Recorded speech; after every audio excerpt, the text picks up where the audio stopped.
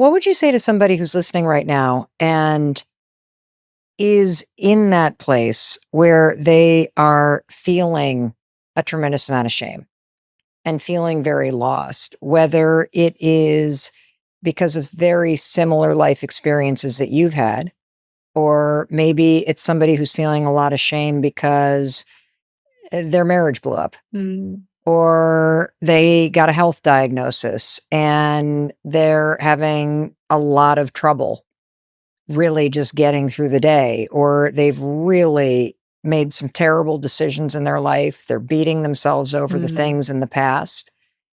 What do you want to say to that person about how to really think about where they're at and how to shift their relationship with themselves?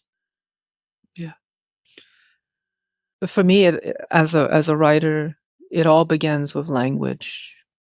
Often when we talk to each other, we use fluff language to get by. Oh, how's the weather? How about them Patriots? What's going on? How's so and so? And sometimes we don't answer that question. We say yes, but it's just a muscle memory. How are you doing? Great, good. And I think giving yourself permission to break the norm of hiding and using language to obfuscate and just say, I'm not okay.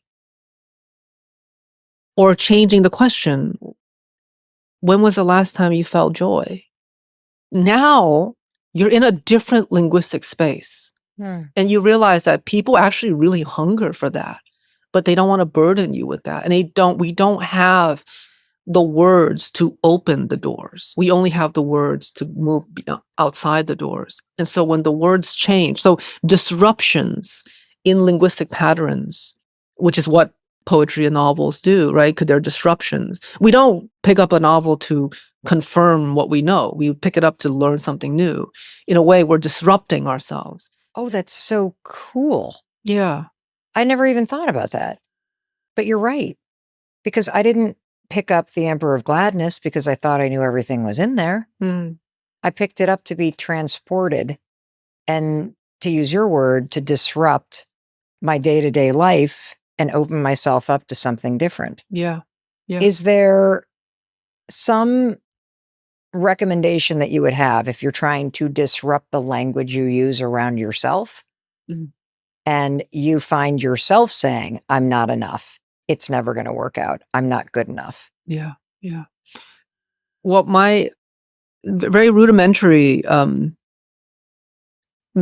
practice when I was a young poet, and I still do this, is just copy down your favorite poems and your favorite texts, because now you're in someone else's head. So I would do that with Federico Garcia Lorca, Toni Morrison, Mary Oliver, and when I'm stuck and when my language is running my life and it's toxic, I can just take another poet and I would just open up the book, put it in my journal and just copy and feel, that's the beautiful thing about language, is that it's the most democratic tool we have because everyone can use it. I want to make sure that as the person's listening to you or they're watching on YouTube, that I highlight this tool that you spoke about, and I want to expand it a little because you gave us this offering that I think is really important to make sure the person, as you're listening, that you really get that you could do this. Yeah. You said that, if you're really feeling a sense of shame, or if you are using your own words against yourself, I am not good enough, I have failed, I will never amount to anything, I'm not smart, whatever those words are that you beat yourself up with, you said one tool is that you would open up a line from one of your favorite poems, and then you would write that line and trace those letters, and you start to then basically borrow those words in order to override and to teach yourself a new language. And one of the things I want to say that I think people do instinctually is a lot of people save quotes they see online. Yeah.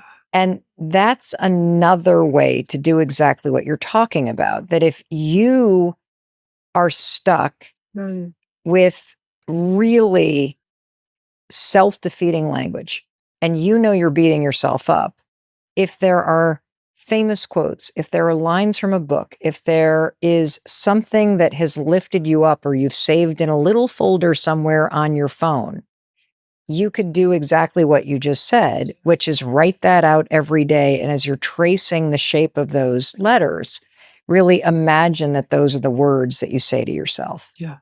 It's like secular prayer, Yes. right? It's a form of prayer that you choose. You get to curate a kind of bibliography or Bible for yourself, right? And you don't have to be religious to do it. And in fact, this is what the early monks did. They would trace and replicate Psalms and the Bible by hand, right?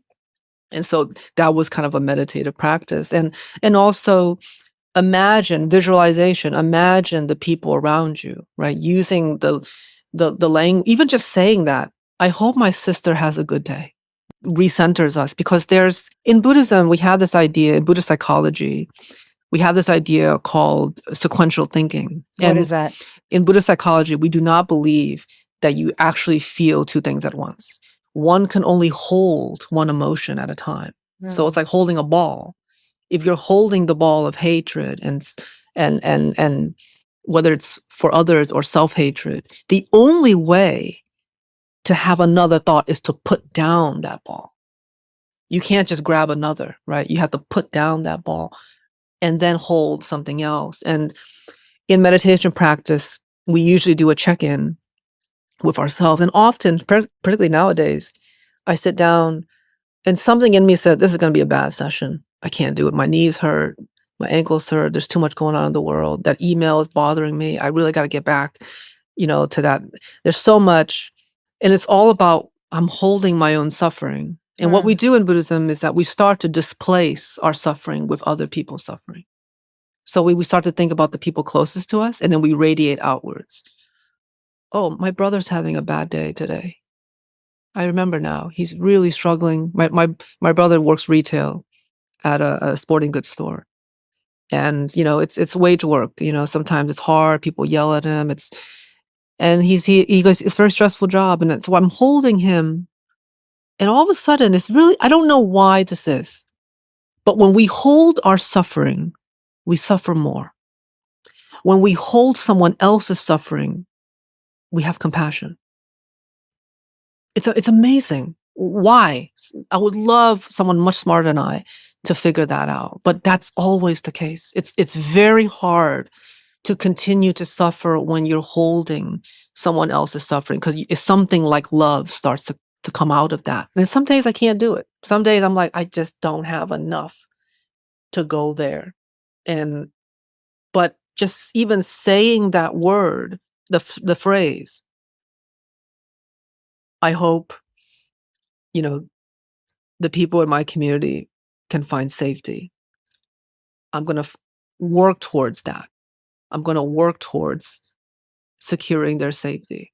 And then you start to, all of a sudden, you visualize what you can do, how you can volunteer, how you can help. And all of a sudden, you remove from yourself. And when you come back, because it's all cycle, you come back to yourself and you say, gosh, I don't know how to pick up that ball anymore. I see it. I see self-hatred. I see envy. I see bitterness. I see self-loathing. It's all there, but I can't really pick it up. Before, it was stuck. It was glued to my palms. But for some reason, moving outward has cleansed, and now I can't pick it up if I wanted to. It's so effective and it's so simple. As you were talking and explaining this, I just did it. Say more. So my mom and dad just lost a very, very good friend. Yeah. And it was very sudden and really tragic thing that happened. And the second you started talking about your sister, I thought, oh, I hope my mom and dad are having an okay day today. I hope that they are surrounded by friends today. I hope that their heartache is getting the support, and then I thought, oh, I need to call them as soon as we're done talking. And everything that was self-centered disappeared from my mind. And there was this big expansion that happened. And as you're listening or watching, I want you to think about somebody that you love, that you really do hope with all of your heart that they are having a good day, that they are getting the support that they need. And if you truly step into this invitation, I think you will feel exactly what Ocean's talking about, that somehow there was something you were holding inside yourself, even in the subconscious. Yeah. But when you direct that attention and focus outward, something expands and lightens inside of you. Because you can only hold one thing.